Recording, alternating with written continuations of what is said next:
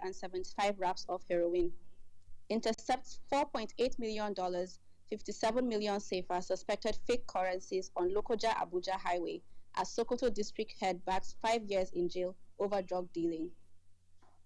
Operatives of the National Drug Law Enforcement Agency, NDLEA, have taken into custody 2 wanted heads of transnational criminal organizations with multi-billion naira worth of illicit drugs and assets seized from them after weeks of intelligence-led operations across the country and outside Nigeria. The arrest of the wanted drug lords came on the heels of the interception of consignments of cocaine and heroin buried in the bellies of 2 traffickers heading to Paris, France, and Doha, Qatar by NDLEA officers at the Nnamdi Azikiwe International Airport, NAIA, Abuja.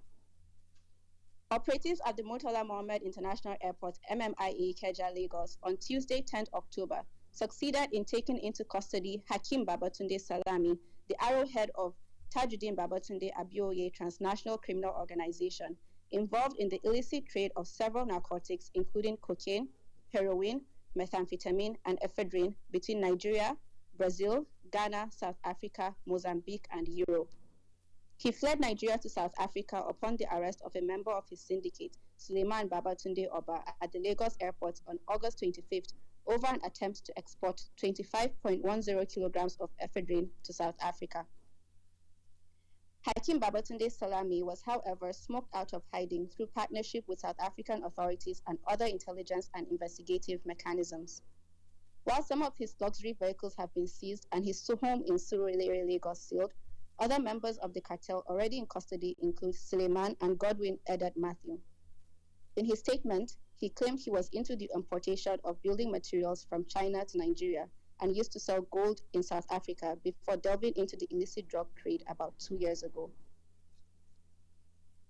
The head of another cartel, Okafor Ikechukwu Williams, also known as Jantu, and his wife, Okafor Ifeyunwa Grace, were also taken into custody on Thursday, 5th October, when NDLEA operatives raided their hideout at 9 Awa Street, Agbo Palace, Okota area of Lagos, where they recovered 27.566 kilograms of methamphetamine concealed in a blue box and 2 sacks, ready for export to Europe and Asia. The Lexus RX 350 marked ABJ 512AY parked in the house was also seized during the operation. Their arrest followed weeks of intelligence gathering about the activities of the criminal network. At the Abuja airport, operatives on Friday, 6th October, arrested a drug trafficker, Nwofo Ejiogo Charles, 45, during the outward clearance of Qatar Airways flight QR1432 to Doha. After a body scan revealed he ingested cocaine, he was placed under observation, during which he excreted 75 pellets of cocaine weighing 1.653 kilograms. At the point of his arrest, Nwofo, who was the last passenger to board his flight, offered to compromise an NDLEA officer with $3,000 to free him. The following day, Saturday, 7th October, another trafficker, Nwofo Charles Okudili, 45, was also arrested with attempting to board Lufthansa Airlines flight LH0595 to Paris, France, via Frankfurt, Germany. After being put through a body scanner, he was taken into a recovery room where he excreted 96 wraps of heroin he ingested with a total weight of 1.413 kilograms. Meanwhile, NDLEA operatives on patrol along Okene-Lokoja-Abuja Expressway on Tuesday, 10th October, intercepted a commercial bus coming from Lagos to Kano. A search of the bus led to the seizure of $4,880,000 US and 57 million safer suspected to be counterfeit. In Sokoto, the Federal High Court in the state capital, presided over by Justice Ahmad Mahmoud, has sentenced an acting district head, Alhaji Umar Mohammed, also known as Mbala, to 5.5 years in jail on 4-count charges of possession and dealing in 436.38 kilograms cannabis and 7 kilograms psychotropic drugs brought against him by the NDLEA in October 2022. He was convicted and sentenced to 2 years on each of counts 1 and 2 with an option of 1 million naira fine and 8 months on each of counts 3 and 4 without an option of fine. Operatives in Edo State on Wednesday, 11th October, stormed the Orwe Forest, Owan West local government area, where they arrested Happy Akashili, 37, and Solomon Uwese, 40, in a hut located inside a cannabis farm measuring 2.367308 hectares, which was destroyed, with 92 kilograms already processed skunk recovered, while 49 kilograms of same substance were also seized at Ubeturu camp. While commending the officers of the NAIA, MMIA, Kogi, Sokoto, and Edo commands of the agency, as well as the Special Operations Unit targeting the drug cartels for jobs well done in the past week, the Chairman Chief Executive Officer of NDLEA, Brigadier General Mohammed Buba Marwa, retired, assured that officers and men of the agency will never let down their guards, no matter the tricks and distractions orchestrated against it by criminal networks. That's it on arrests and seizures. Now, here are the wider activities across the country for the week. This week, the National Drug Law Enforcement Agency intensified its war against drug abuse efforts in schools and colleges across the country. Amongst topics discussed are the dangers of drug use and youthful exuberance, as well as the lasting effects of drug use on mental health. Delivered a wider sensitization lecture at Habu Mbata Islamic Secondary School, Mbata. On Tuesday, 10th October, the Oyo State Command hosted no less than 15 secondary schools in the Ibadan metropolis at the University of Ibadan, while the Benue State Command delivered a wider sensitization lecture at Government College Makurdi also on the same day. The Osun State Command led a wider advocacy campaign to traders at Ibona Market, Oshogbo, on the same Tuesday, 10th of October. The NDLEA is pertinent in ensuring that every individual is aware of their role in fighting the war against drug abuse. Continuing the wider advocacy visits to schools on Wednesday, 11th October, were the Ondo State Command at Temidire Group of Schools, Ondo Ore Road, Ondo West Local Government Area, the Kano State Command at the Boys Government Secondary School, Kafin Mayaki, and the Enugu State Command, which facilitated the wider sensitization lecture for students at Modern Comprehensive College, Amoke Udi Local Government Area. On Thursday, 12th October, the Zone H Command, in conjunction with the Ogun State Command, organized a wider town hall meeting for executive members of Nigerian Confederation of Principals of Secondary Schools, ANCOPS, Ogun State Chapter, at the Anglican Grammar School, Ilaro. The school's leaders were charged to create and strengthen the activities of the drug-free clubs in their respective institutions. No less than 3 schools received wider advocacy visits on the same Thursday, 12th October. The Gombe State Command at Jibwis Islamic Science Secondary School, Herwa, Ghana, the Ekiti State Command at the Community High School, Ayek Badru, Ekiti, and the Seme Special Area Command at Ascension College, Iworo Imeke, Badagry, Lagos. Rounding off the wider school visits for the week was the lecture delivered by the Anambra State Command and a lecture for the JNI Special Model Primary School, Gusau, delivered by the Zamfara State Command on Friday, 13th October. As wider advocates, the NDLEA tries to equip them with the knowledge and life skills necessary to live a life free of drug abuse and juvenile delinquency in order to achieve success and life goals. That's the update for over to our host, Mr. Femi Baba Femi. Thank you very much, dear Blessing, for the update. We start inviting individuals to unmute themselves to ask questions and make contributions in few seconds. Let's also note that it's in the interest of all of us that we make our contributions or ask our questions in just few seconds so that we can go around as many people as possible. Please also note that we don't encourage unauthorized interruption. Excuse me. We also don't discuss politics here. We're strictly discussing substance abuse and how we can help those struggling with this, sharing facts, sharing knowledge and information about this, as well as the activities of the agency. Please, let's all remain guided so that we can all enjoy and benefit from the conversation. As usual, we'd like to appreciate you for your usual cooperation. Today's program it's going to be interactive in an unusual way because we'll be bringing you the stories who had encounter or who had gone through this scourge or who had struggled or still struggling with the problem of substance use disorder or drug use disorder, as we may want to call it. We'll also try to respond to all of your questions and take your contributions particularly on today's subject of discussion. So please, let's remain calm, enjoy the conversation, and would also like to take us quickly before we go to our guest who is already right on the space, even though he's still on the listener corner. I'm sure he will migrate to the speaker's corner very soon. But before then, before we get to him, before we invite him, I'd like to remind you about the agency's call center. That is one initiative, one platform that has been provided for those struggling with substance abuse, their family members, or their friends who may want to seek help for them. Please know that without you stepping out of your comfort zone, that is your home, the agency has provided an opportunity for you to make a call and speak to our experts, that is our psychologists, psychotherapists, counselors, as well as psychiatric doctors who are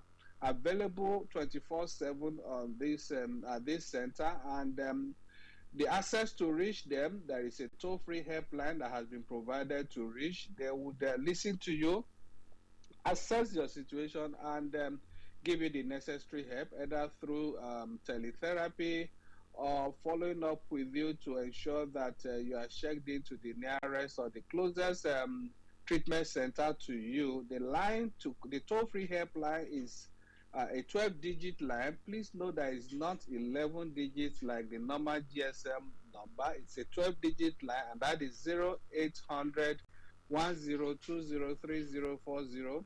I repeat that again, 0800 10203040. That is the helpline to call.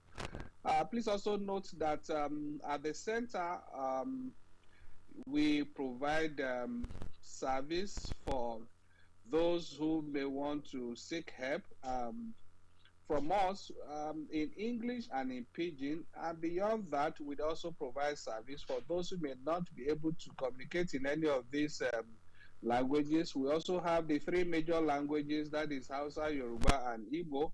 Our experts there, our professionals there would be able to speak to you in any of these languages, especially English and Pidgin. And for Hausa, Yoruba, Igbo, there are selected days of the week that you have people that will be able to speak with you on any of these, in any of these. Please make sure that we seize the opportunity, and that way we are well protected. There is no fear of stigmatization or being judged. Please take advantage of that opportunity, so there is no excuse why for anybody to say they can't access help. That's that on today's update on our call center. Now, before before we go into the next thing, let me quickly introduce our guest today. Then I'll then come to some preliminaries before he speaks, and that is, don't let us forget that we are addressing the issue of substance abuse and the stories of some of those that have gone through this. Their chilling accounts, that is substance abuse and its coping skills. How were they able, or how are they able to contend with this scourge? The survival stories. That's how we cap the topic for today. And leading the conversation will be someone himself who has gone through it all and who today is a strong advocate, and that is David Folarami. David Folarami is the founder of David Folarami Foundation. But beyond that, before I get him to formally start speaking, some of the issues that will be coming up, before I invite him to unmute himself, we're going to be having some of the narrations of some drug use survivors and those still going through the treatment, and that is those who are still struggling with this challenge. We have some of them in our facilities that have offered to share their experience on this platform. And thereafter, David will cap it up with all he has to say. David is not someone new on this platform. He's been here before. And so his own story is particularly interesting, and beyond that, is someone that has been providing help for those struggling with substance use, and so he has quite a lot of experience to share when it comes to this particular subject. So I'm going to be reading out the narrations of four of these people because they are still not strong enough to come out openly to tell their stories. Hence, our decision to record them and read out in their own words. But before I read this out, let me quickly read out some. Let me introduce David to us. Like I said, David is not new on this platform. He is a qualified economist, a psychologist, public speaker, writer, and a certified counselor with specialty in addiction and substance abuse recovery. David earned his degree in economics in 2007 from Covenant University and a diploma in international management from the Institute of Business Technology, Brunel University, London. David is also a United Nations Office on Drugs and Crime UNODC trained substance abuse educator with strong interest in counseling, psychology, mental health, understanding behavioral patterns, addiction counseling, and rehabilitation with an aim to provide better life for youth and young adults. David Folarami is the founder of the David Folarami Foundation, like I said before, with a sole aim to creating a better world by putting humanity first. He is also the executive director of the Live Free Renewal Center, a faith-based drug abuse and addiction center with branches in Abuja and Enugu. Like I said before, I invite David to make his presentation. I would like to begin the narrations, the accounts of these people, these survivors, their stories, especially those that are not strong enough to use, but they have offered to record their own narrations, their messages, which we have transcribed and which we will be reading out to us. I also note that we are already joined by Dr. Abdullahi of the Ahmadu Bello University Teaching Hospital, Zika Zaria. He has been a very strong partner in this project, and he's also on standby to us to share some thoughts with us after we read out these narrations or these accounts of some of these survivors, as well as what David has to offer or to tell us, to discuss with us today. And so I'd like to start with the first narration, and that this is coming from Olajide. In fact, Olajide was actually supposed to join us live until the last minute when obviously he couldn't hold it, and so he offered to put together in writing his own account, which we're going to be reading with us. We're going to be mentioning just their first name so that just to protect them. Now, in Olajide's account, I read, I am struggling with sobriety. I love to pop pills, and I love the feeling of being drunk. I am an addict through and through. I want better. I want different, but I feel so consumed by my desire to get a booze on or get stoned. My addiction monster is insatiable. These are his words. He continues, nothing will ever be enough. I am tired of the feeling I get when I run out. That ugly feeling of wanting to stop and wanting more and more and more. I wish I had never touched alcohol or painkillers or anything else I have ever used. I used to be a heavy alcohol drinker. I kicked those habits out long ago. I really don't have anyone to confide in, to talk to share my struggles with. So I am here. Please, I need encouragement and support. Sorry, just a break that I needed to. Okay, sorry. I really don't have anyone to confide in, to talk to share my struggles with. So I am here. Please, I need encouragement and support. There is literally nothing stopping me from ordering booze or weed. My opioid supplier used to deliver within an hour. I could have tramadol painkillers here at home through Skip in less than 20 minutes. I don't want to be a slave to addiction anymore.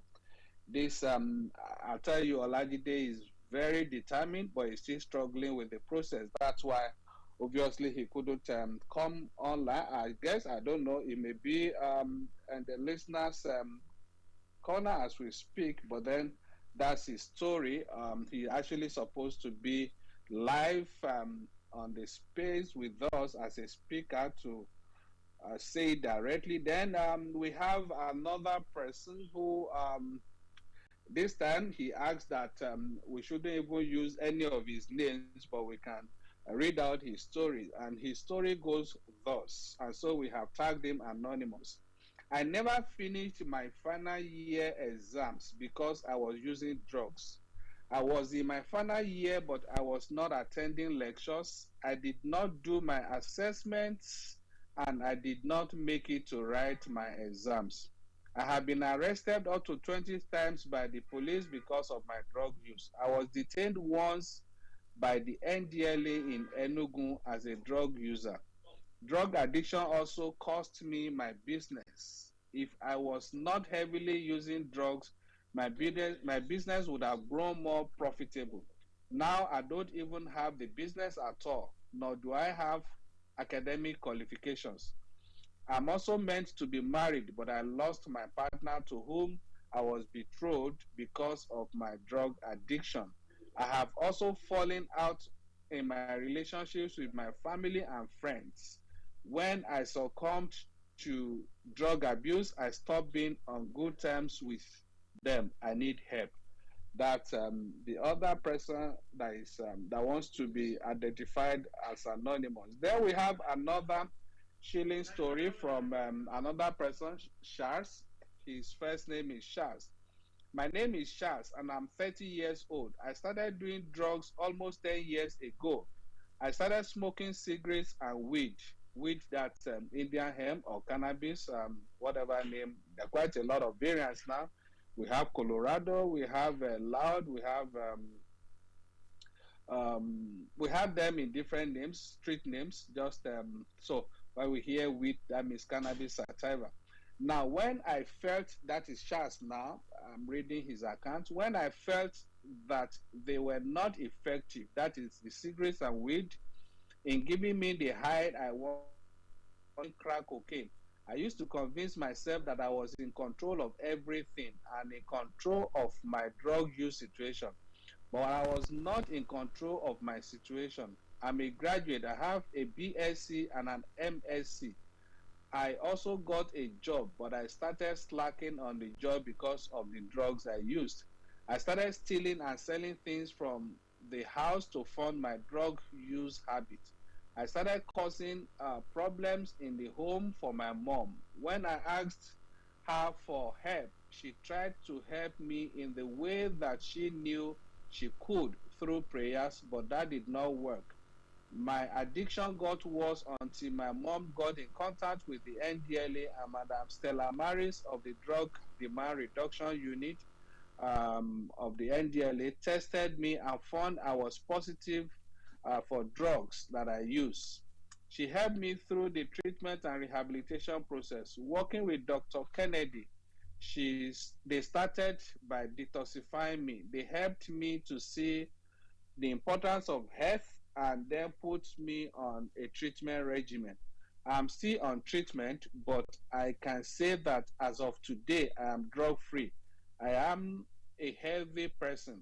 I was once ashamed to come out and say that I was a junkie, but Madam Stella made me understand that health is wealth and there is no shame in seeking for help. Because if you choose life, you choose health. That is my story. That is Shaz there. Let's go to the next person, and that likely the last story, the last experience that is coming from Martin. Martin, my name is Martin. I'm 42 years old. I started using drugs at a very early age. I started using drugs at the age of 18.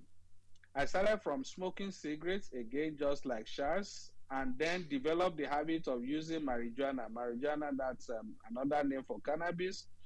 When I was in school, I started using crack cocaine and heroin, as well as some pills and psychoactive medications. I did this to feel among my peers at the time, and somehow I started depending on the drugs. I started going out of my way to buy them with my own money. I worked for a while. I was earning money.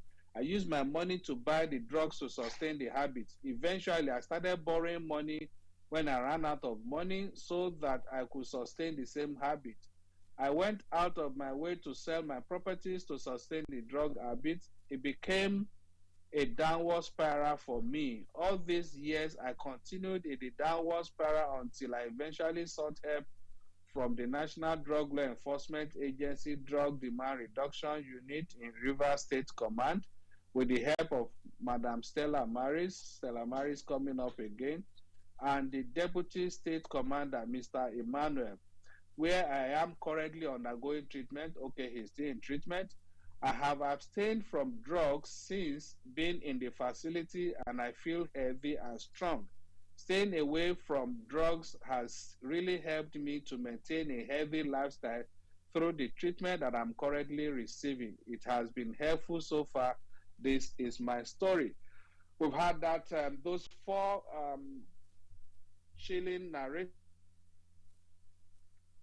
experiences shared. Like I said before, some of them are still in treatment, but they are happy to share their stories for others to learn from. At this point, I think it's this is the appropriate time to bring in David Folaranmi. David Folaranmi, like I said, has seen it all. There is nothing. I hope David is right. I saw David, but I can't find him again. David, what's happening? I saw you, but unfortunately, you are already you've gone back to the listeners. Can you come forward, please? I've just sent an invite to you. Let's have David quickly come back. If perhaps is where it's not conducive, I'll then start with Dr. Abdullahi. Already, okay. David, are you ready for us? If you are ready, please let's have you. Yes, David, please. Okay, David is back here.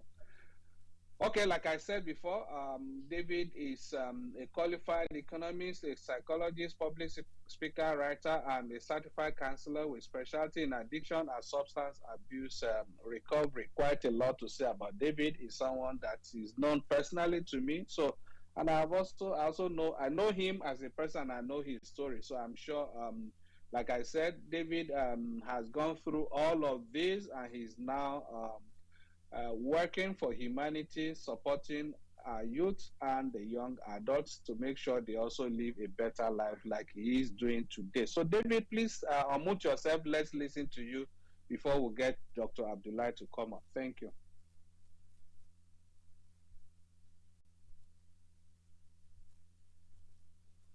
Yes, David, can you hear me?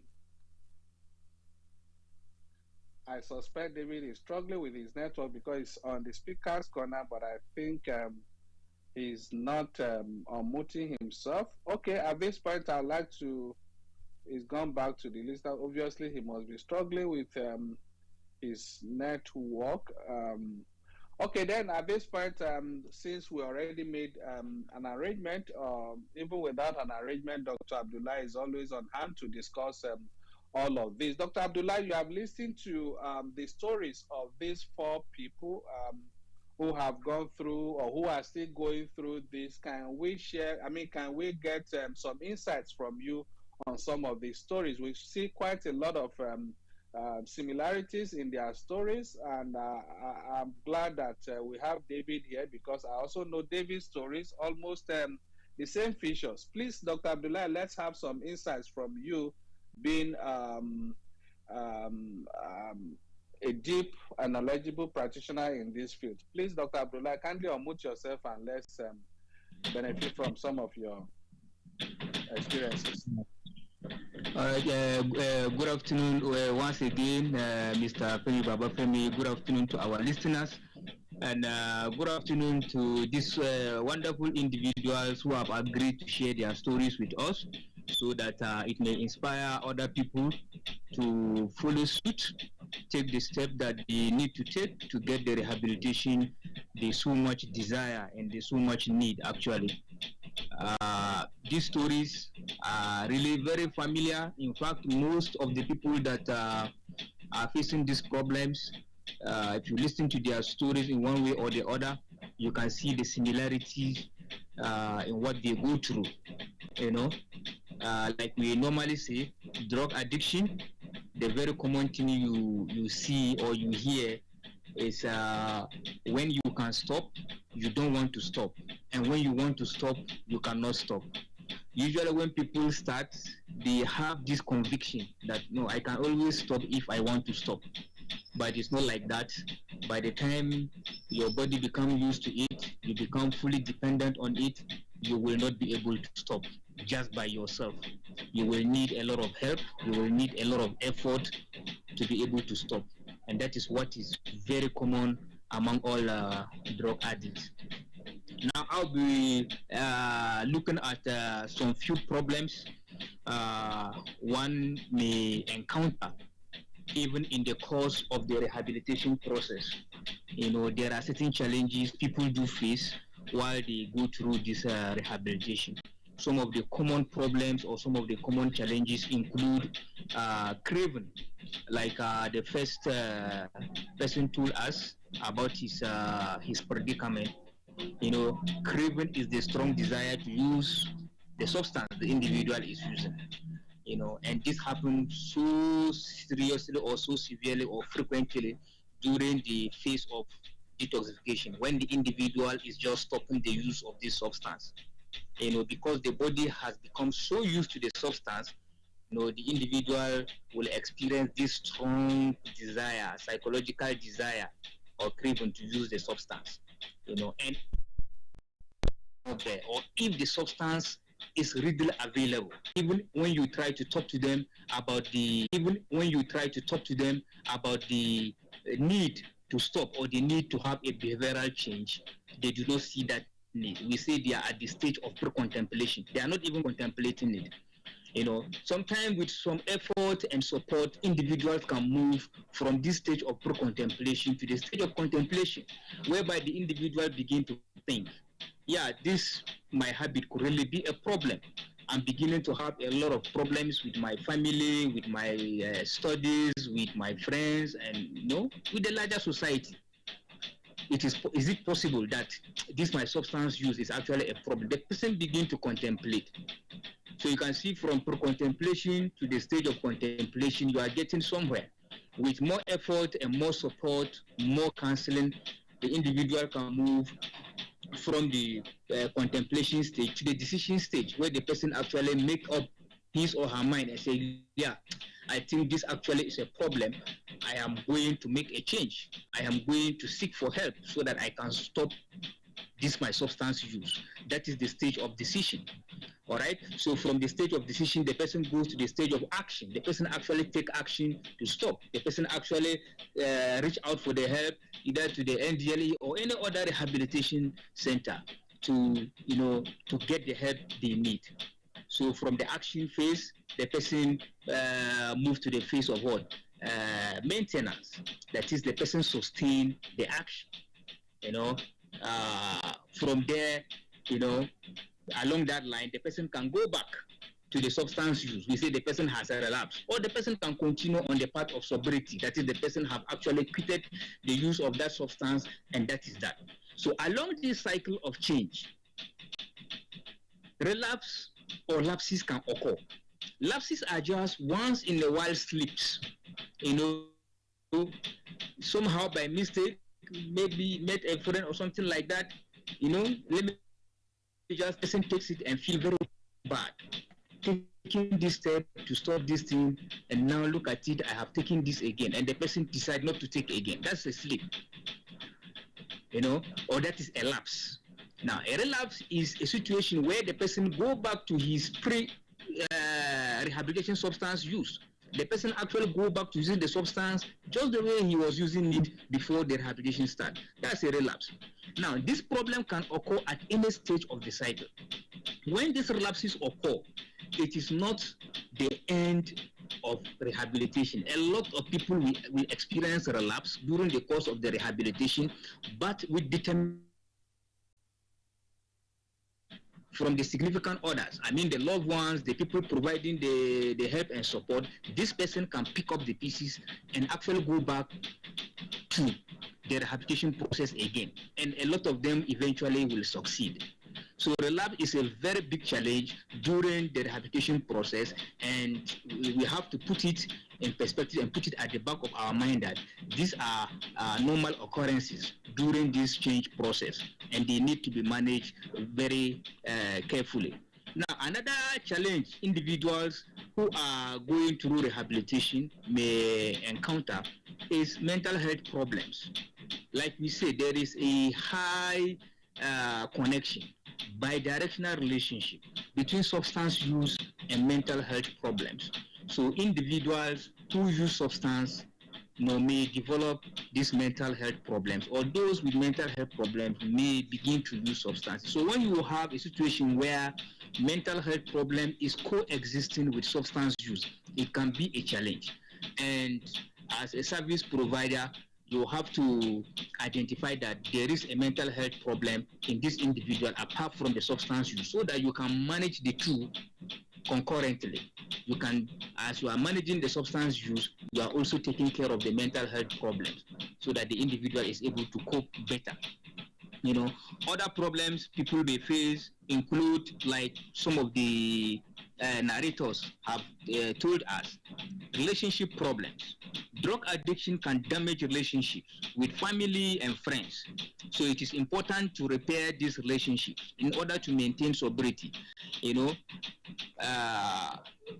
Very often our society, because of the way we see issues of substance use and mental health problems, even if these people have begun to take these steps, they are going through this rehabilitation.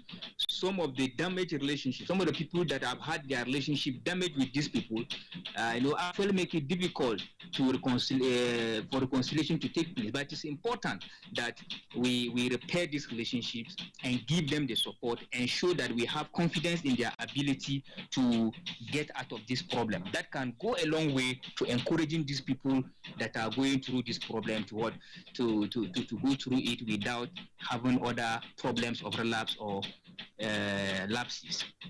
Now there I want to talk about some coping strategies individual can adopt.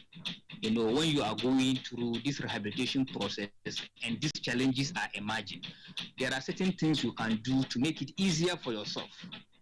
All right. So what can we do? Like for people that are having these frequent cravings and the rest. If you are in a facility, you realize that the providers may actually provide you with certain therapeutic measures like cognitive behavioral therapy. This can help people to identify, to identify negative and maladaptive thoughts and behaviors. All right. CBT can be very helpful for people who are struggling with cravings, relapse prevention, and mental health problems. All those thoughts that are coming through your mind to use the substance, the repeated thought, the intrusive thought, CBT, or the maladaptive thought. CBT can help you, to reduce these thoughts, reduce the issues of craving, and even help with your mental health problem. Now, some people may do well if they have support groups. There are certain support groups that are available. Usually, it is composed of people who have had these problems, who have gone through these problems, and have been able to conquer the problem. So they form these groups, all right? So they provide a kind of like a safe space, all right? so that individuals who are going through this problem can have this opportunity to express themselves and learn from others. All right, people that have gone through it, they can share their experiences. When I had this problem, this was how I was able to cope, this was what I did, these were the things I did. So these support groups can really help people that are going through these challenges, because they stand to learn a lot from people that have gone through what they are going through currently. For people that are having issues with mental health problems, including the substance use, they may need certain medications to deal with the mental health problems, so that it can become much easier for them to get on with their rehabilitation program without much trouble. Healthy lifestyle, making healthy lifestyle changes, such as eating a balanced diet, exercising regularly, and getting enough sleep can improve overall health and well-being. It can also help to reduce craving and prevent relapse. So physical exercise is very important. Having a good balanced diet is very important. Having enough sleep, good quality sleep can help individuals who are going through these challenges. So these are things people can do to reduce the troubles they are going through. Now, another thing is to identify your triggers. What are the things that make you want to use drugs? You need to identify that. Once you know what your triggers are, you can develop strategies for avoiding them or coping with them in a very healthy way. So it is important to know what are the things that trigger, my craving. Is it that each time I go to see some of my friends that are still using it, it triggers my cravings? Is it when I see cues advertised, when I see advertisement on TV? Is it alcohol? Is it cigarette or something like that? Just identify your trigger so that you'll be able to avoid it, or you'll be able to develop healthy coping mechanisms towards these triggers. That's another way to cope with this problem. Now, you should also try to develop a relapse prevention plan. You ask yourself, what will you do if you have craving, or if you feel like you are going to relapse? You should have a plan in place. Having a plan in place can help you to stay on track. All right. So when you are going through rehabilitation, you don't wait until this problem surface. You should have plan in place. And usually this thing we do with the case managers. All right. Every individual is assigned to a case manager. So you sit down with them and figure out the things you will do in case you begin to have cravings, in case you feel like you are relapsing. What are the things you need to do? So if you have these plans in place, it can make things a lot easier for you. Another thing individuals can do to help themselves during this challenging period is to practice relaxation techniques. There are various kinds of relaxation techniques, including deep breathing exercise, meditation, progressive muscle relaxation, yoga. All this can help to reduce stress and anxiety, which can trigger cravings. So if you practice all these relaxation techniques, they can help you cope better with all these challenges that you may encounter along the journey to recovery. Another very important thing I would like to talk about is journaling and expressive writing. Writing down your thoughts and feelings provide a cathartic outlet, promoting self-reflection and emotional processing, leading to increased self-awareness, reduce rumination, and improve emotional regulation. So when you are having these intrusive thoughts, cravings, maladaptive thoughts, you put it into writing. All right, that writing these things down provide like an outlet, like catharsis, So when it provide that outlet, you are able to feel much better. It gives you the opportunity to promote self-reflection, okay, and emotional processing, okay, which can lead to increased self-awareness. It can reduce rumination or this repeated thought of wanting to use the substance, and that can improve your emotional regulation overall.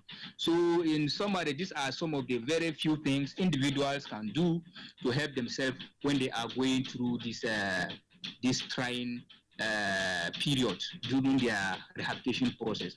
I will assume that the main speaker for today, Mr. David, would have had his issues sorted out. So let me stop here and give him the opportunity to take us through some of the things he want to share with us. Thank you very much once again to Mr. Femi. Thank you. Thank you very much, Dr. Abdullahi, for always ready for your preparedness and your readiness to share your thoughts, your knowledge, and experience with us on this platform. Before, I think I was told now that David's network is not stable. So let me quickly acknowledge some of those who were early on the space before David would. Before I hand over the microphone to David, Suleiman, thank you. You are one of the first people to be on the platform. Thank you, Perpetua and Namdi Emmanuel, also a regular. I also like to thank Dr. Abdullahi once again. Dr. Abdullahi is of the Ahmadu Bello University Teaching Hospital, Zika in Zaria, Kaduna State. Thank you very much for always being on hand to support. Thank you again, Mohammed. I've done not again this time around. Thank you, Mohammed Husseini Bala, Medic Mohammed. I think that's another medical doctor there. Thank you, Isa Ahmed. Thank you, my own sister, Kem at Kem Patriot. Thank you, Dami, Larry, Pamela, Ephraim, Ayo Moses, the Jagaban, Toby, Cindy Decker, obviously joining us from somewhere in the US. Thank you, Martins, pharmacist Tahira, our own commander, zonal commander in Ondo State, Parabawa. Thank you, Pastor Ikena. Thank you, TJ, Oko Toshuku Solomon, Yusuf Atonda, Pua Omotueme. Thank you, everyone.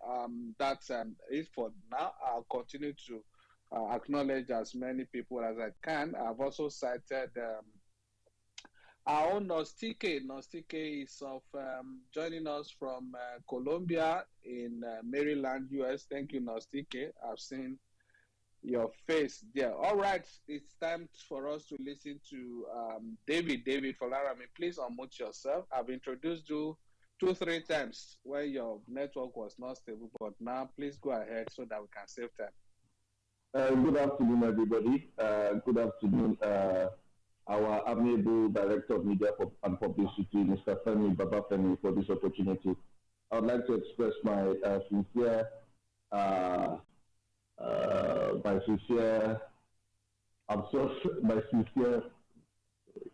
You are looking for the word apology, David.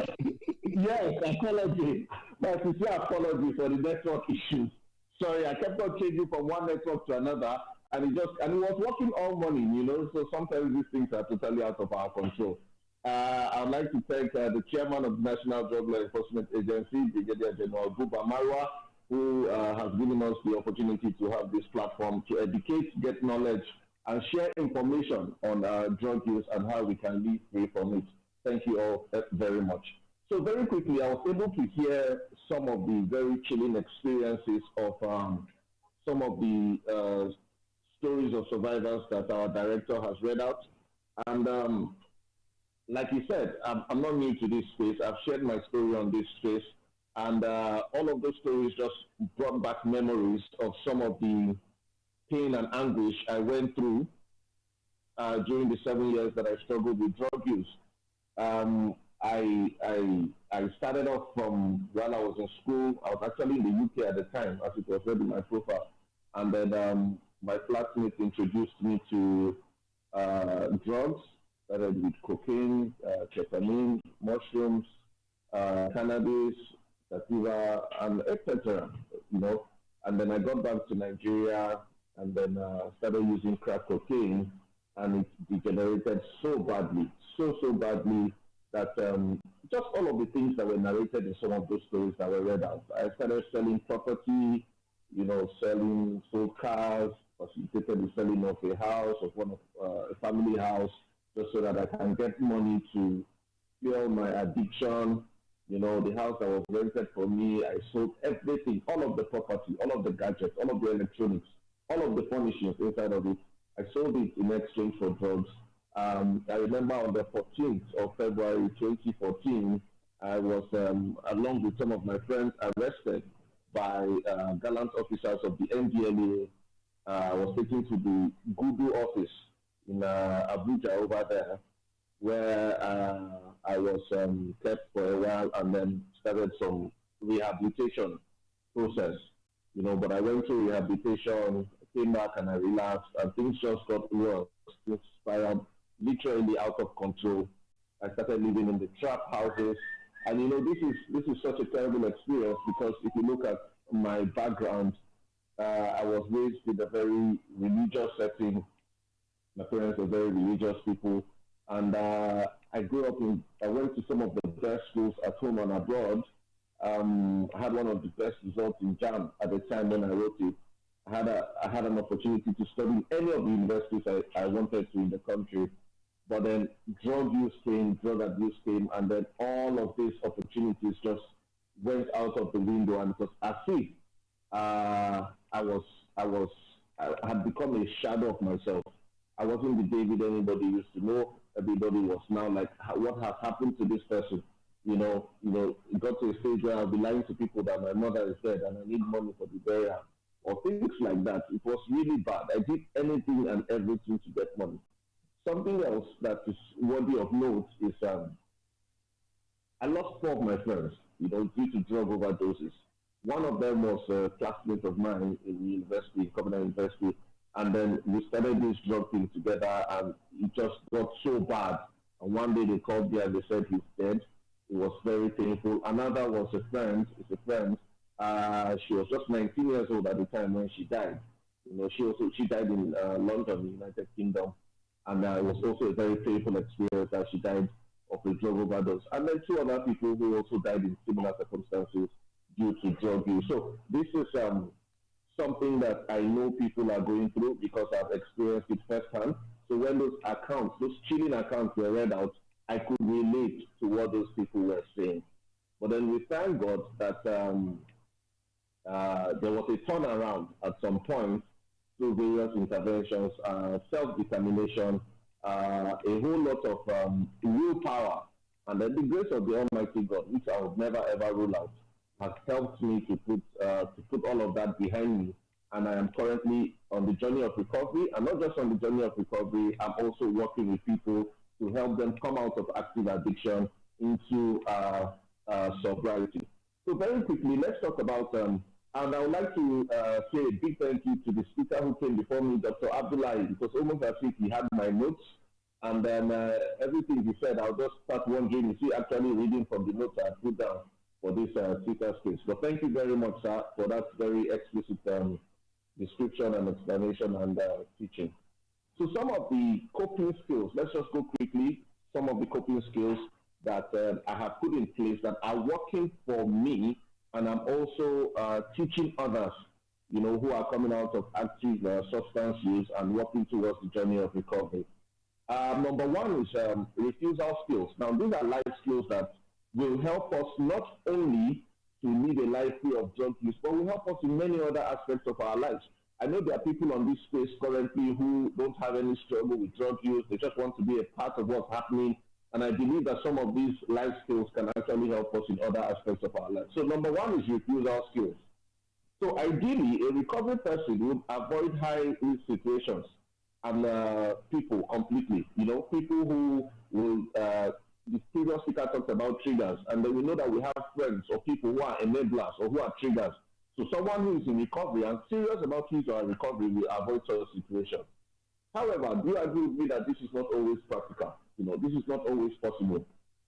Sometimes people who have a financial incentive, like the drug dealers, the criminals who sell these narcotics, will keep a recovering person, will do all they can to keep a recovering person and do all they can to find that person. A recovery user may also be in a close or intimate relationship with somebody who uses drugs, and you might be unable to avoid the person. And sometimes you might even be offered drugs by people that are closest to you in your journey of recovery. So So what do we do when we find ourselves in a situation like this? It's very important we understand and we are able to practice refusal skills. It's very important. It's very important. You can maximize your stay in recovery by understanding how to say no to drugs. So just don't look at the say no to drugs like a mantra. There's a way to do it. One way is to leave the scene totally, exit the scene totally where you are being offered these drugs. Don't don't even make a joke out of it. Just leave the scene totally. You can be very direct and very definite. No, I do not do drugs anymore. That's very important. Then you can negotiate and you can set limits, set boundaries. It will help you in your refusal skills. Other things you can do is to look the person directly when you answer. This increases the effectiveness of your message. So when somebody is offering you drugs, don't look away and shy away and feel bad for saying no. You must look directly at the person for effectiveness. Stand up or sit up straight to create a confident air. Also, don't feel guilty about your refusal. A few weeks ago, I was talking to one of our clients, and he was telling me that whenever his former friends offer him drugs, because of how good they were to him in the past, when he says no, he feels guilty. It's very important that you don't feel guilty about doing what is right for you. You should also use a clear, firm, and confident tone of voice. And NO, no, should be the first word out of your mouth.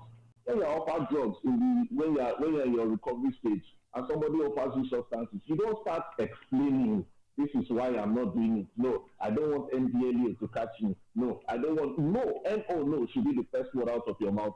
And be very firm and be very assertive about it. You can also suggest an alternative activity you want to carry out with the person instead of using drugs. Now, this depends on the relationship you have with the person. If it's somebody that you can absolutely not avoid, you can suggest other activities that you want to do. And then if, of course, the person insists, it's very important that you walk away. It's very important that you walk away. Now, the second skill we need to learn is time management. These are coping skills, coping techniques that can keep us in recovery. Another skill we have to learn is time management. Remember that when we were struggling with drug use, right, our entire life was structured around finding drugs. In the 7-year period that I struggled with drug abuse, every single morning I woke up, all I thought about was how to get my fix.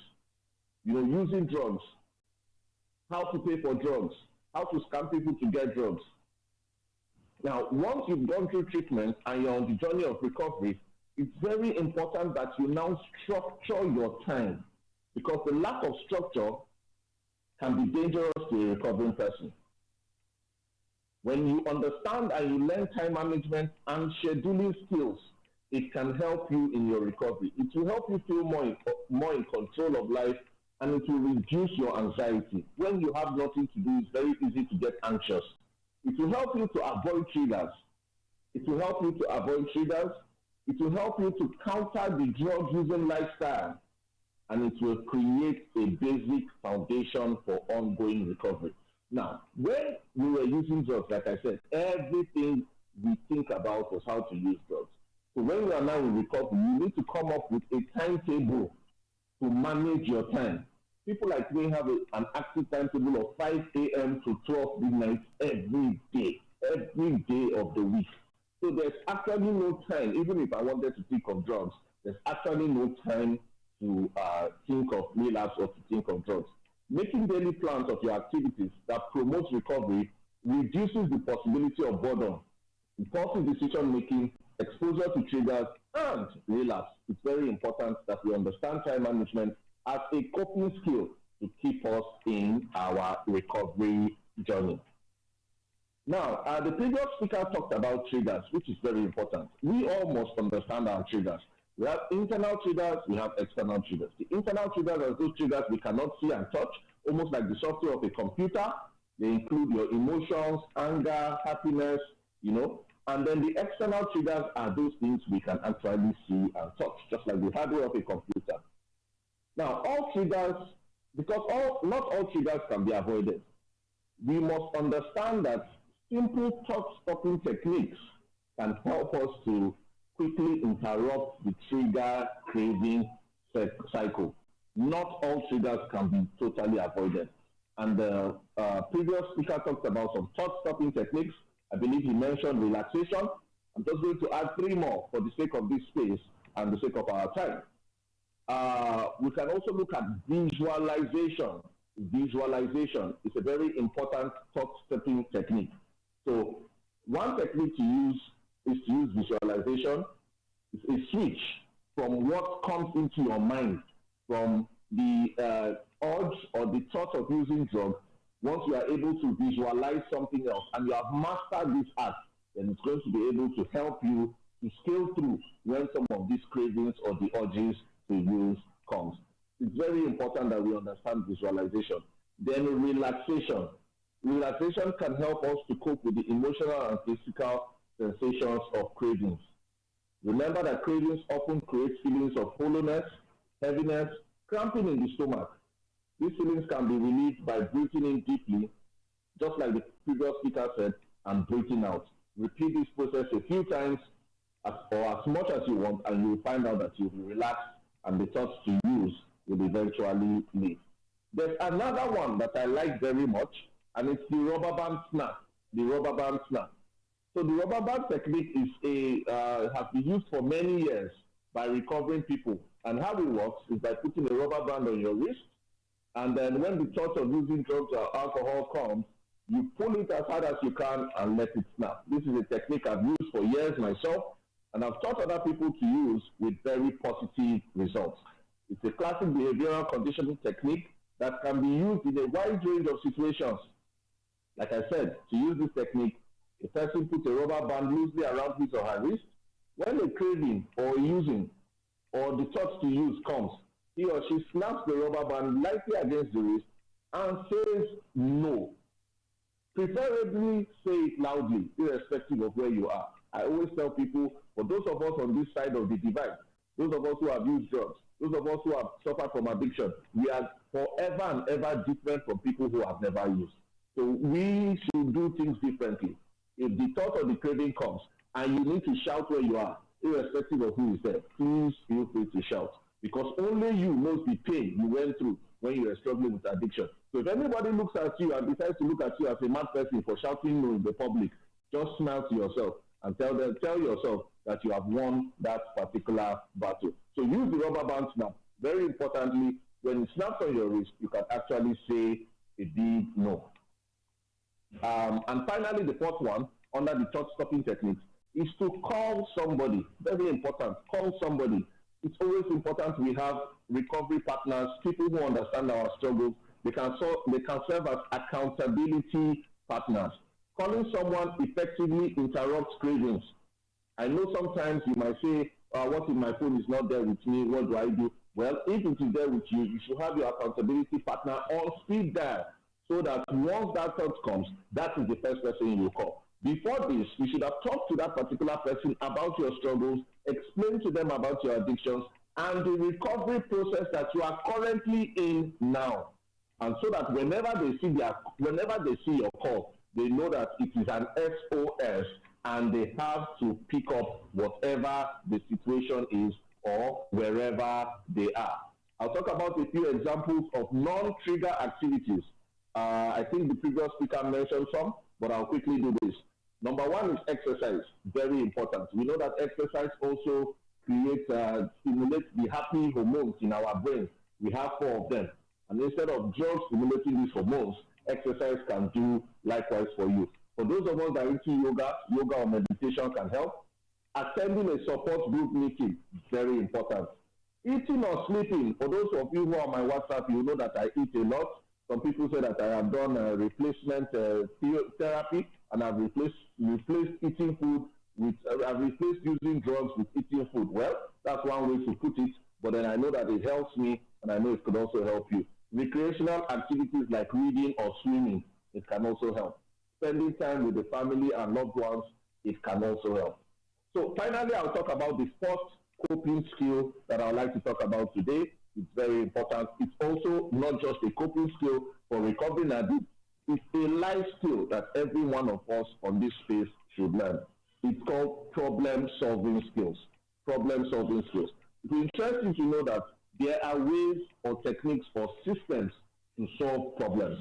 And the reason why most people actually do relapse or do suffer for one issue or the other in life is because they've not actually sat down to think about how to solve problems. Making the substantial lifestyle changes needed for recovery involves finding solutions for many problems. Some clients may have so many problems that even in minor things, it will look very overwhelming.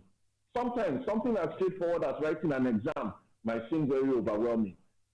Something as simple as going for an interview might seem very overwhelming. For many clients, their drug use has resulted either in avoidance of such problems totally, simply skipping the job service, simply skipping the interview, simply skipping an exam, or making impulsive decisions that are not in their best interest. That is, they might say, look, it's not just work, I'm not going to go to work, I'll get another job. I've heard this time and time again with people who are struggling with substance use. Such poor problem-solving behavior usually results in negative consequences that increase the severity of existing problems or create additional problems. Fortunately, clients can learn to be effective problem solvers. People who are in recovery can learn to be effective problem solvers. There are 4 steps we would like to look at, 4 or 5, in which we can use to actually solve problems. I'll just read them out very quickly and hand over the floor back to Mr. Fenny. Number 1, in the problem-solving model, is to know that problems are normal and everyone has them. Sometimes as drug use survivors, we have actually forgotten that there are real-life problems in the world. And then when we come out of it, we don't want to face it because we feel like those problems are coming to us simply because we are recovering addicts, which is a lie. Problems are normal and everyone has them. We can also learn to be better problem solvers. And then we must resist the temptation either to respond to first impulse or to do nothing. We must resist the temptation to respond to first impulse. And then when a problem arises, it is important to stop and think before taking action. So that is step 1. We need to know all of these things. Step 2 is identifying the problem. Identifying that there is a problem is usually not too difficult. People tend to know that there is a problem because they feel stressed and anxious. What can be a bit more difficult is defining exactly what the problem is. And that's the truth. Sometimes people know there's a problem, but they don't know what the problem is. If we are unable to clearly define the problem, then we have not even started the problem-solving model. It's also very important. So number 2 step is to identify the problem. Of course, number 1 step is knowing that problems are normal and that you can be better problem solvers. Number 3 is to brainstorm possible solutions.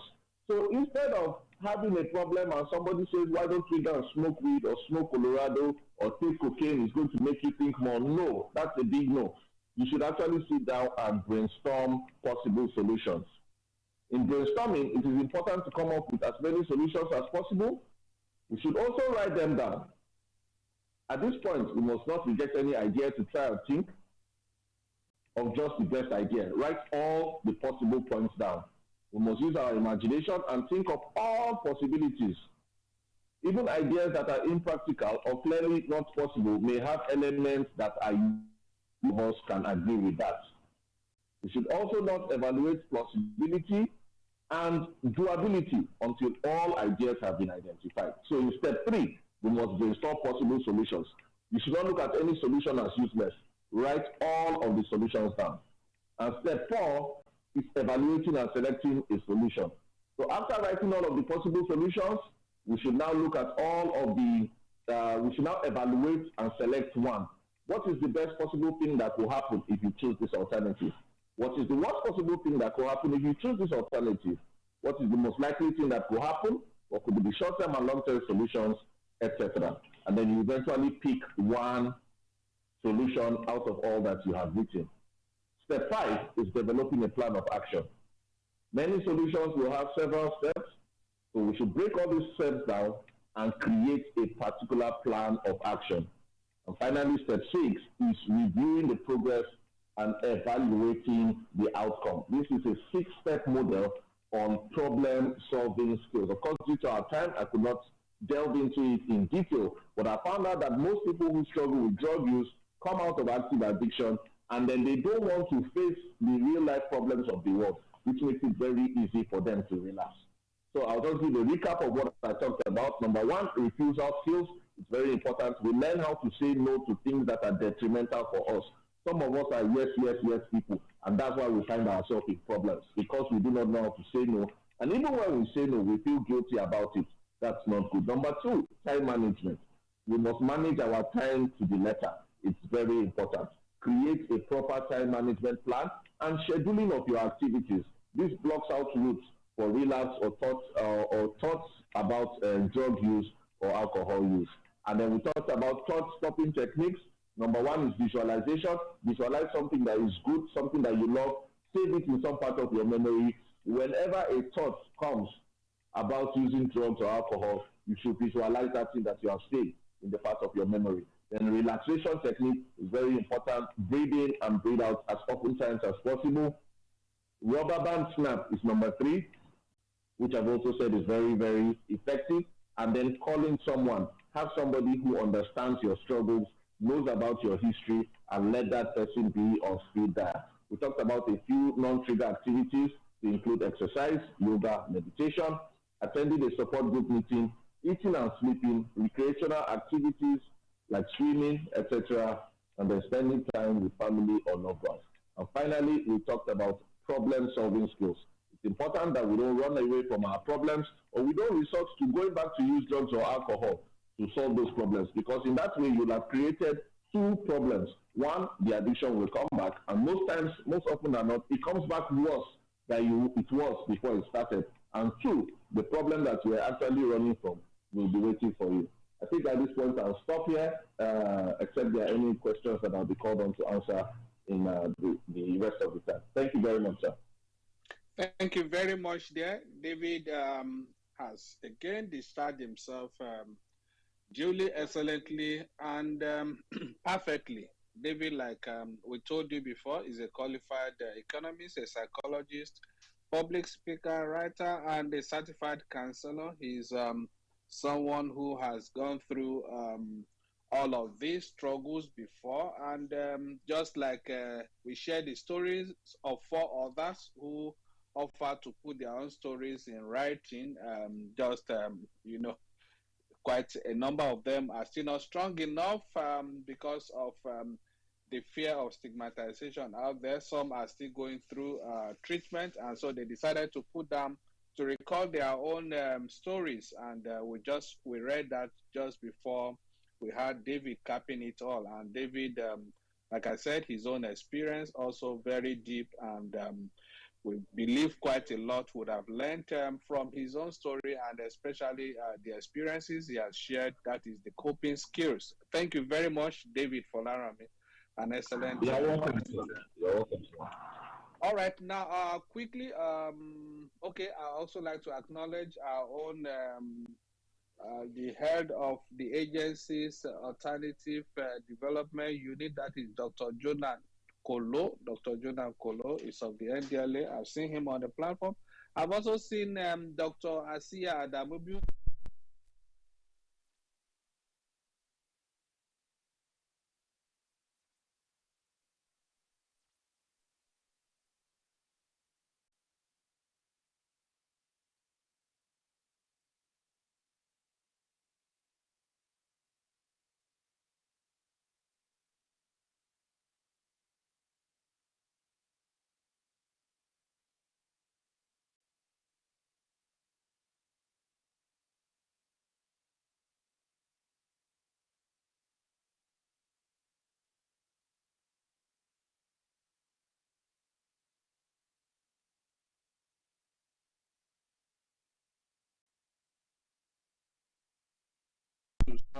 To your questions for those who have questions. But then let me quickly go to DM where I have some comments or questions.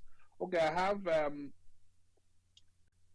Dokita Ladega. Dokita Ladega, I guess that person is a doctor, because Dokita in Yoruba is a Yoruba word for doctor. Okay, Dr. Ladega says no discrimination while the story of substance abuse is shared. I think prevention and treatment should be addressed equally. I think prevention and treatment should be addressed equally. Thank you very much, Dr. Ladega. Okay, let me also read this from Mohammad Husseini Bala. To address this challenge, it is crucial to focus on developing effective coping skills. One important approach is raising awareness about the harmful effects of substance abuse and promoting mental health education. We also have this from Nonso Oyejemezi.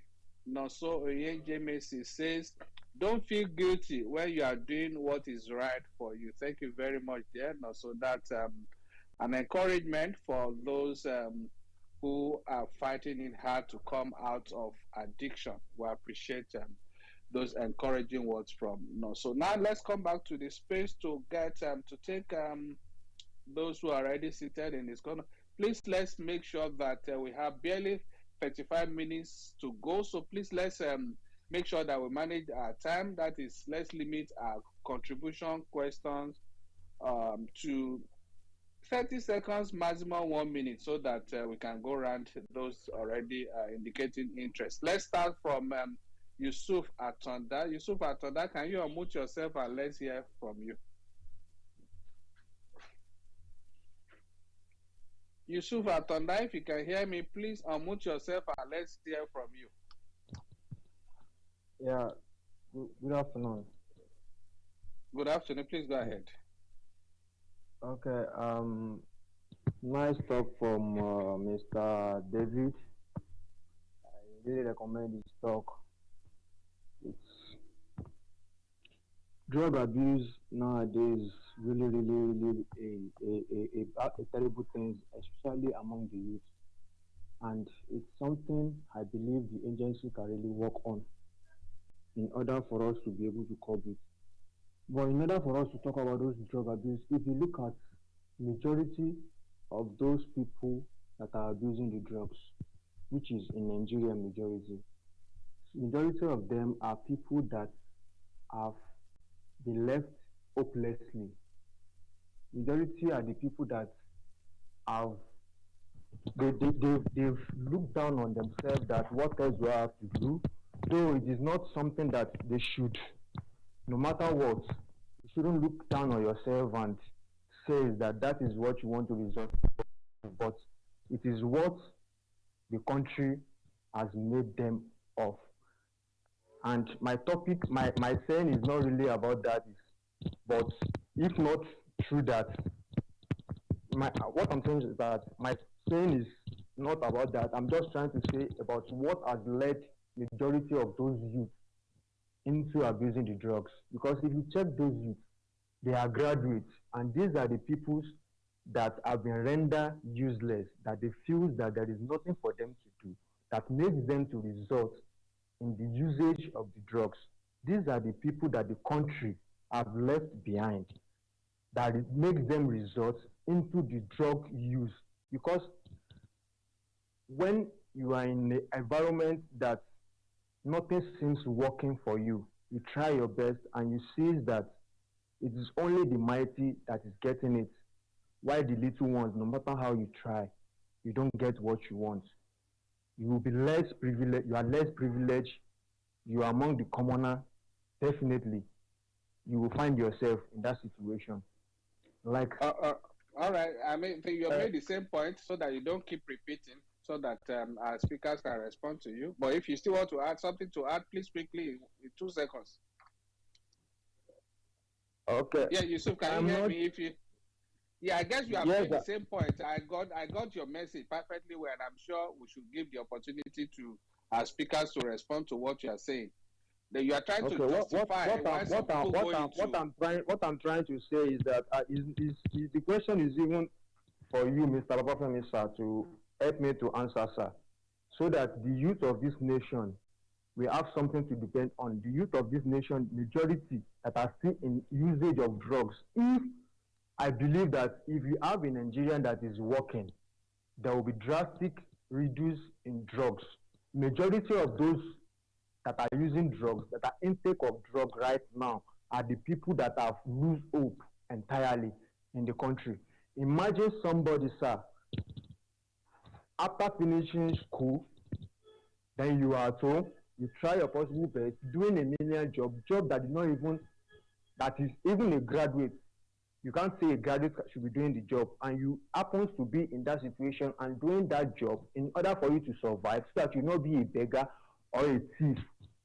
And now, believing that you have a country that works, whenever an employment came out, you try to apply, then at the end of the day, the opportunity will be given to the mighty. So these are the people that have been, they are less privileged and they are being put in the corner. And these people, when they are hopeless, what do you expect them to do? Definitely, they will result in drug abuse. And it will be a great thing if it starts from this agency, that a Nigerian can work again. I believe if majority of youth have a hope in this country that Nigerian can be a great nation again, starting from this agency, the drug abuse will reduce drastically. Thank you, Yusuf. Hello. You have made your point. Just give me 1 minute, sir. I'll be true soon, sir. Yusuf, you cannot take all the time. You have made your point. I don't see what else. I have not made my point, sir. I have not made my point, sir. I am the one in charge. I hope you will listen to me, please. I am the one in charge. Okay. So please let others contribute. We have barely 30 minutes. You have taken 3 minutes already.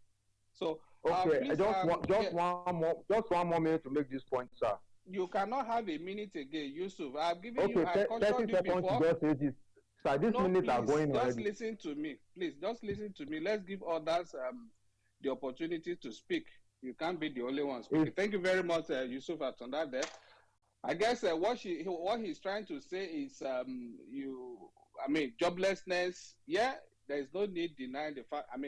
We can't deny the fact that it's one of the predisposing factors. But then I don't think it's a strong or a justification why somebody will go into substance abuse, because you are compounding the same problem you are running away from. And I guess where he's drifting into is why NDLA cannot employ all of these people. NDLA is a government agency that cannot employ everybody. You can only take a few people that you have the budget to take. You can't take everybody. And for all that, if you are trying to refer to the recent recruitment in the agency, we had how many people apply for a space of just 5,000. So not everybody can be employed by either NDLA or even government. Government alone cannot employ everybody. That's a fact we have to realize, or we have to admit. And then we have to, and I believe very strongly that government keeps doing its best to make create opportunities for everybody. For those that don't even have opportunities to work in government, there are also opportunities to work in the private sector. So it's not a justification that I can tell you, Taju, I think I get the name right.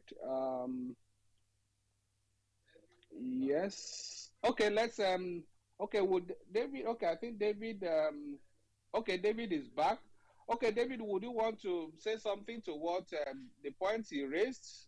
Could that be a justification for substance abuse? Okay, David, you are back with your network. Okay, let me then turn to Dr. Abdullah. Dr. Abdullah, you listen to him? Thank you very much once again. I can understand the frustration of the young man there, but if you look at the available statistics, we have substance use cut across the whole spectrum or strata of the society, from the well-to-do to the not so well-to-do. So lack of economic opportunities or lack of employment alone is not the only factor or the only determining reason why people should go into drug use. We have a lot of people from the higher socioeconomic classes that are, of course, involved in this drug use. And if you look at it, even the beginning of substance use, usually people begin it at a much younger age when they are not in the labor market. So if you are going to look at it from that point of view, it is not because of lack of employment that these individuals go into the substance use. If you look at the age at which people begin to use substances, you see people who are still in the secondary school. We have seen people as young as those in the primary school who are already beginning to use substances. Of course, poverty and lack of employment is a risk factor, but of course it is not the sole reason why people go into drug use. Like I say, it cut across all socio-economic classes, and the onset of substance use most at times comes before even the person is old enough to be in the labor market. Thank you very much. Thank you very much, there, Dr. Abdullahi. Just like I said, it's not enough justification for anybody to go. That is lack of job is not a justifiable reason for anybody to go into substance abuse. More so that even those the rich, that means those that even have the means, they abuse it. So we cannot use that, even though it is a factor, just like Dr. Abdullahi rightly said. Okay, maybe we should also give, if David's network is stable now, would you want to say something to this, or we move on to the next person? David, please. Yes, Dr. Abdullahi has said everything. It's not totally a reason why anybody should use substances. That's part of why we talked about problem-solving skills. And as you said, sir, running away from because you are using drugs and now going back to, because you don't have a job, you are going to use drugs. You are creating two bigger problems. So it's not totally acceptable as a reason why somebody should use substances, sir. Thank you, sir.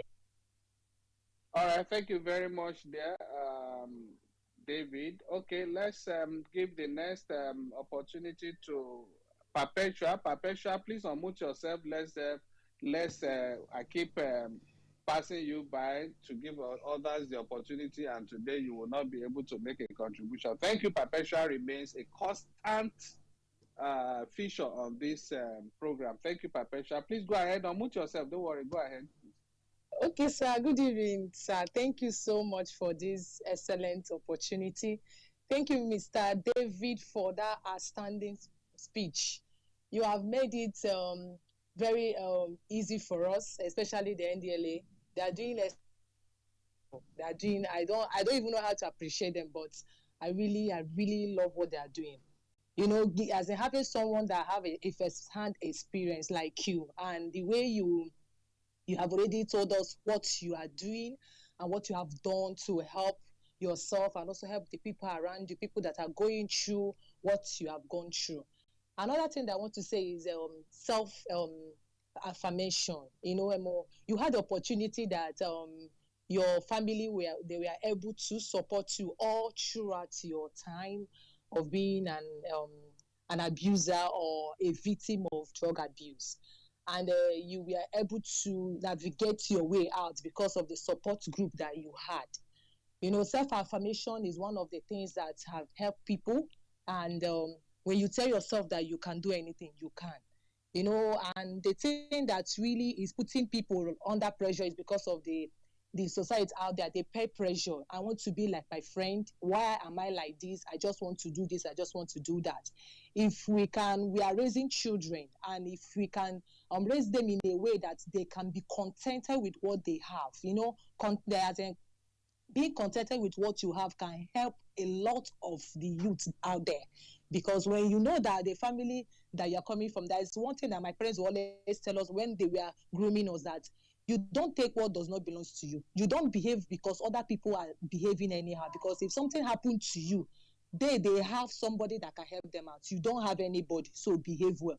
That word doesn't stick inside, and till today is still, if I want to do something, that word will just as a ring in my ear. And we are raising children. So if we can raise godly children that they can be outstanding, no matter the pressure out there, you can say no to anything that you don't want. And really, the things that is happening that is really, really alarming. And thank God for everything. And this self-affirmation is something that it helped me. It really, really, it helped me. And the people that I'm grooming and my children, I do tell them that You can do anything that you want to do. You don't act because another person is acting this way. You can do it. And that self-affirmation will help them say no to, even when the thing is just charming, even when there is peer pressure, they can say no to it. And you say something about a therapy of a rubber band.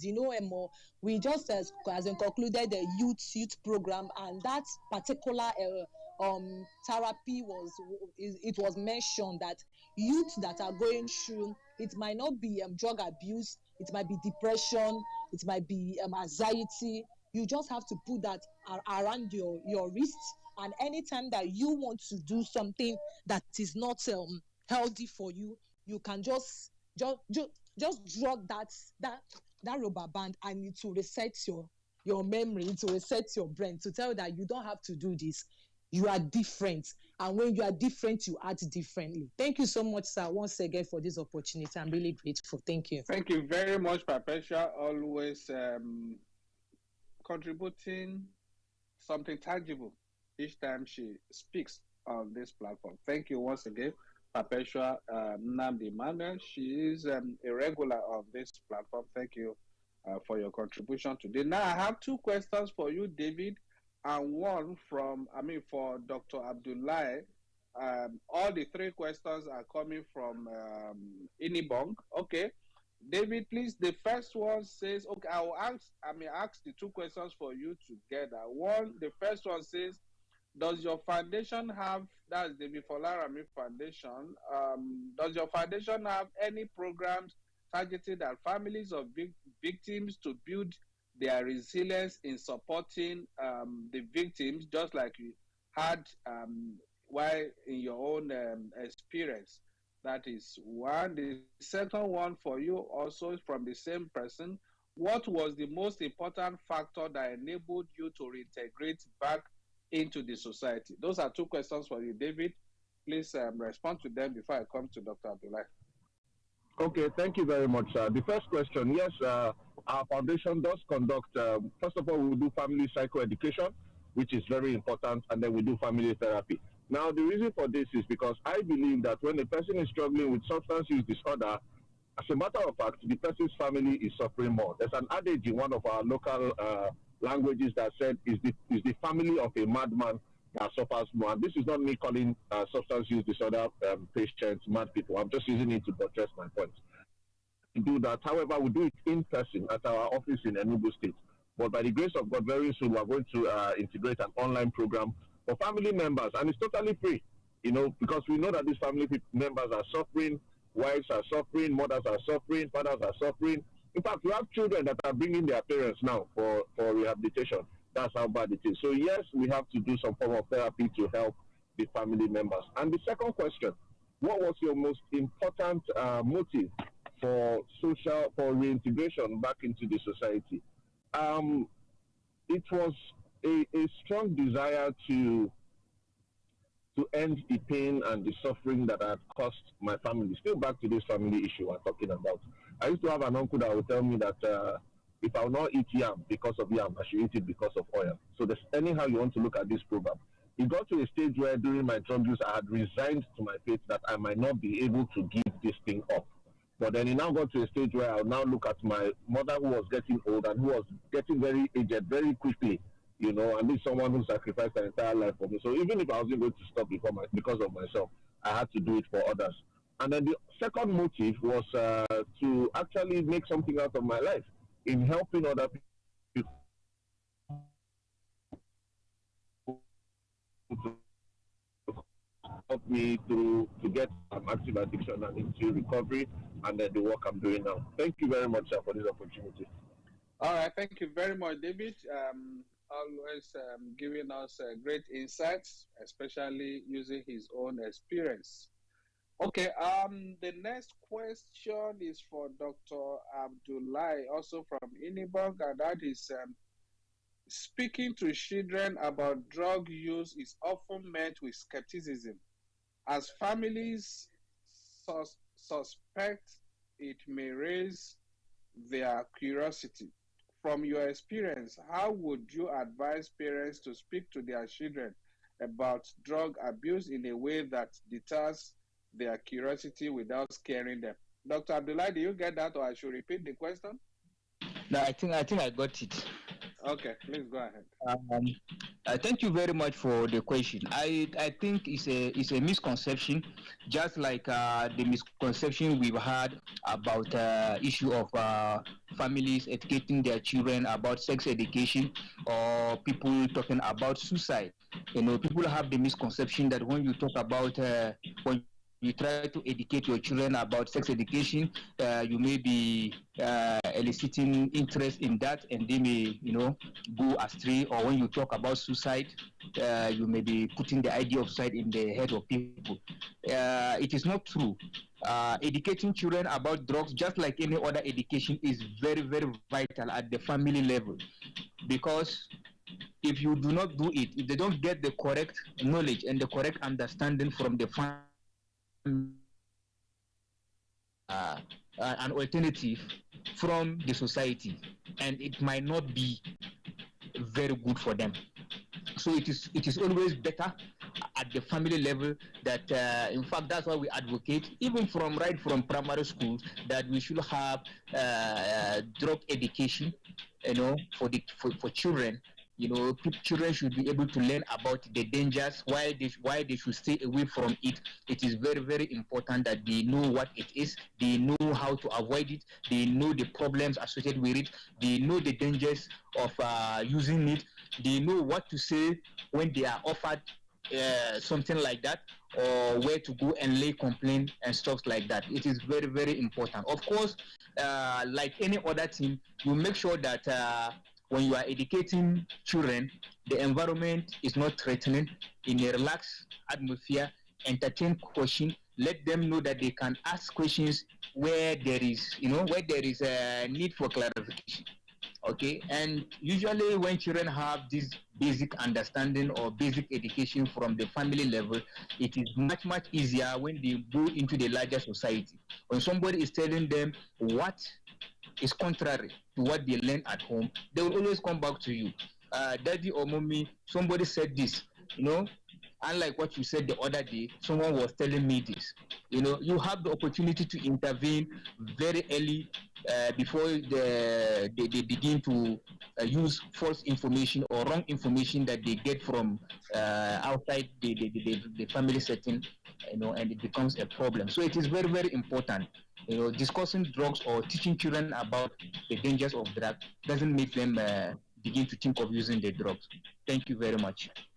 Thank you very much there, Dr. Abdullah, on point there, that of a fact, what you teach them at home sticks better, because if you don't teach them, they will go on social media and got the wrong message, or they go out there and got the wrong message from some other inappropriate people, and that may likely complicate issues, because by the time you are trying to get back to reset for them may be very difficult. I think because we just talked about children, and I saw someone who is on the handle of Women Girls Child. Let's quickly give him or her the opportunity. Let's hear from that particular organization.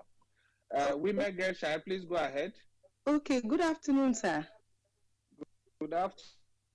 Oh, thank you so much for this opportunity. I want to say a very big well done to the organizer, the host, and everyone that have brought this to limelight. Thank you so much. I'm just newly introduced into this group, and it's already what we've been doing in my organization in partnership with NDLA and in Kogi State. And coming to hear this, I just saw that it's a timely discussion, and I just want to add my voice to what is already being discussed in the area of parents' relationship with their kids or with their children. A lot of time, like I heard when Mr. David also was responding to the question of somebody said poverty or unemployment is a cause to drug use or substance use and abuse. And we said it's not really the cause, but yeah, of course, it could be a trigger.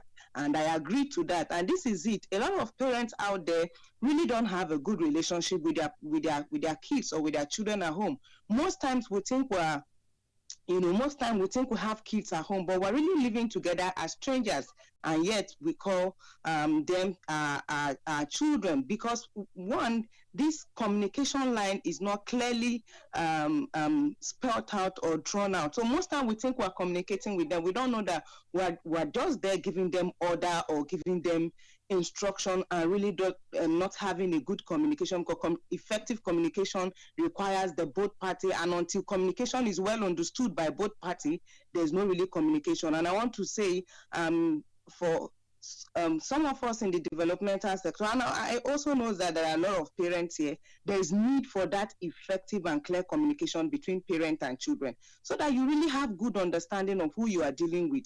You understand your children, you know when they've changed behavior, you know when they've started mingling with wrong peers or wrong friends. You know when your child has changed, and you know when to come in, so that you won't think your child is being quiet and is being reserved, not knowing that the child, you're happy that every time your child comes back home, he or she is in his room, quiet, reserved, and you think that is that's okay, not knowing that that child is going through some psychological problem, or is already being introduced into drug, and you wouldn't know. So clear communication, because in the place of clear communication, you'll be able to instill moralness in your child. You'll be able to instill assertiveness. You'll be able to instill high or good self-esteem in your children, such that when they get to the outside world, they'll be able to face the society squarely or effectively without being pressurized. So it's very key, and it's very important for us parents to take note of this. Thank you so much, sir.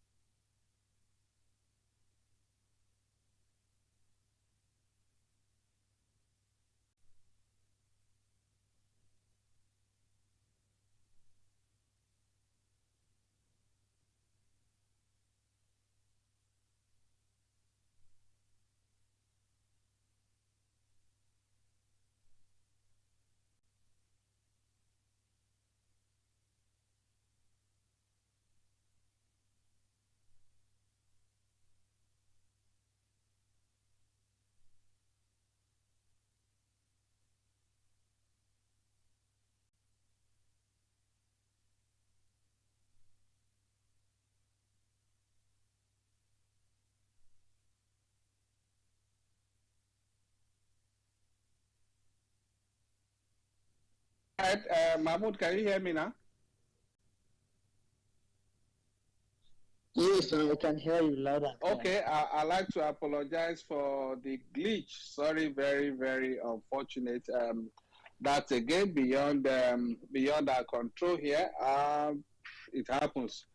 Apologies again to all of us. I'd like to appreciate the madam that spoke on the handle of girl child, women girl child. Thank you also, Dr. Abdullahi, and we also like to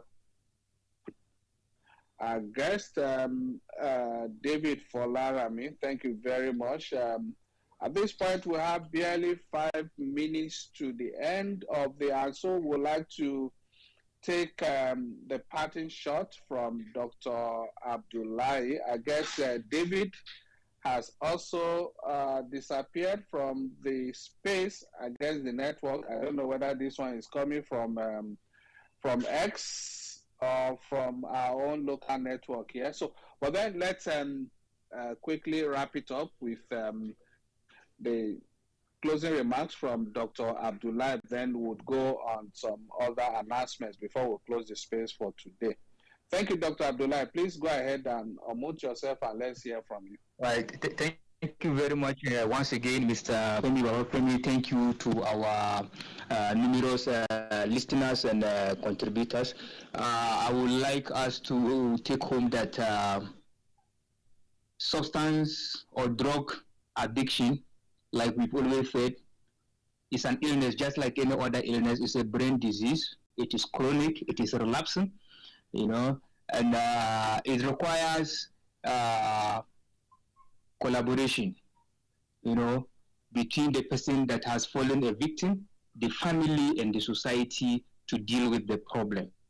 It requires a lot of effort, a lot of determination, first and foremost from the individual, and then support from the family, support from the society to deal with that problem. And like we've always said, prevention is better than cure. It is better not to start.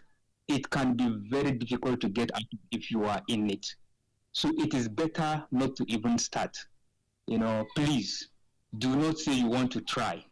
That one puff, that one pill can be the beginning of a life full of misery. So it is better not to start. Learn to say no, learn to reject such offers, and those that are already in it, please do not give up.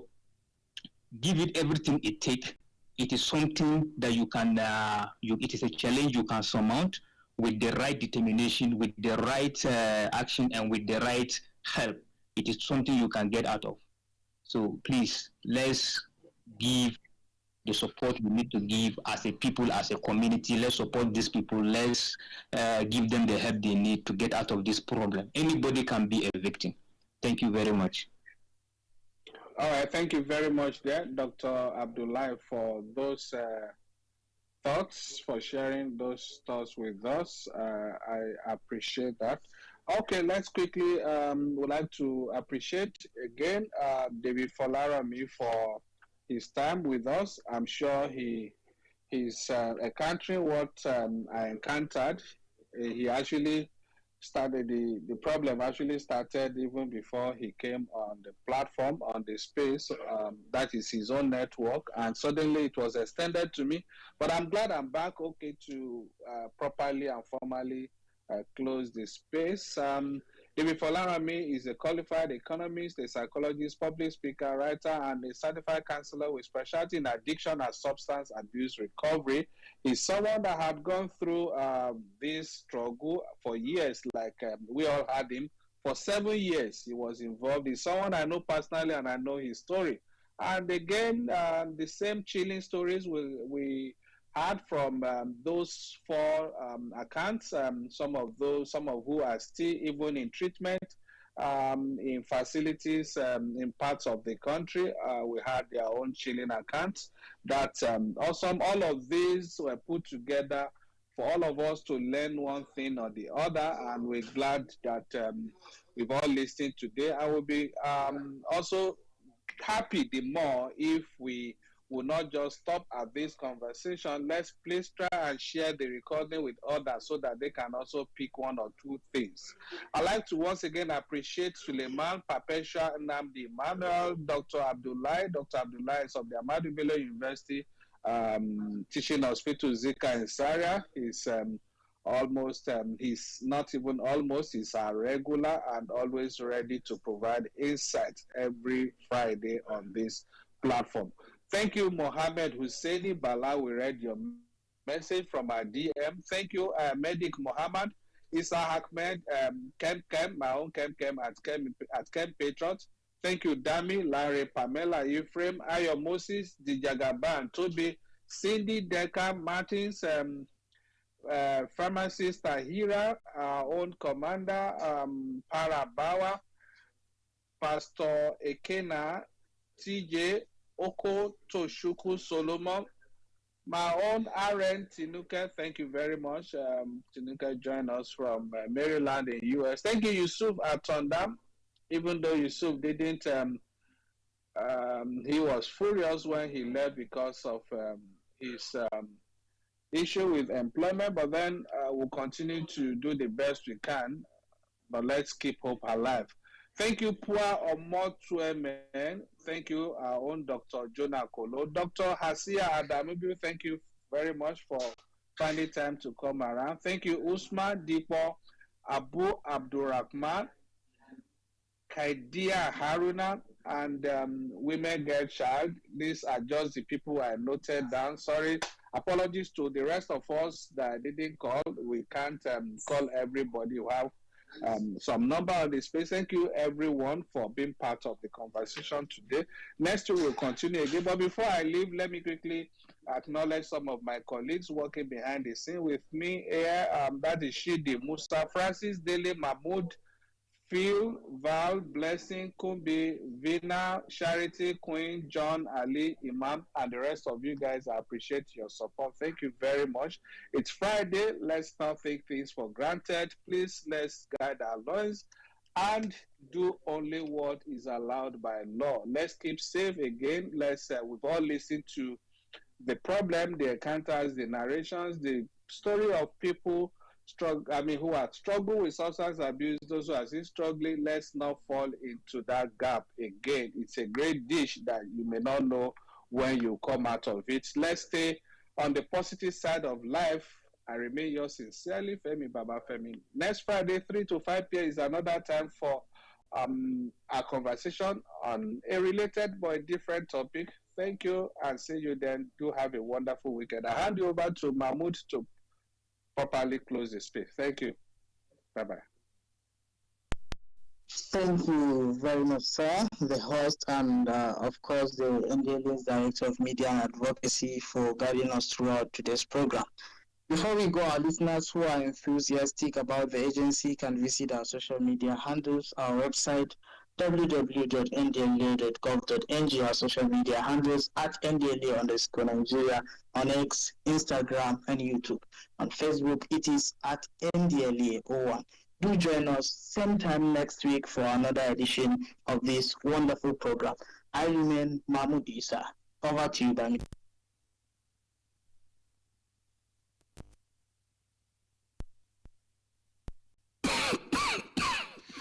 Answer.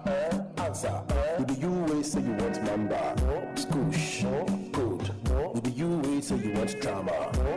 Answer. With the you way say you want loud. No. Before, science student had nothing on me. Nothing on me. I used to take codeine. Mix it with a lot of other things. A lot of other very risky things. Risky over time, the thing go. Skibidi papa, skibidi hey. The thing go. Skibidi papa, skibidi papa. I nearly buy overdose. From I nearly buy me early clothes. Them say Colorado make a Kimbo Gaga. People wanna me still take the back to Honda. Them hate them say you are mixing.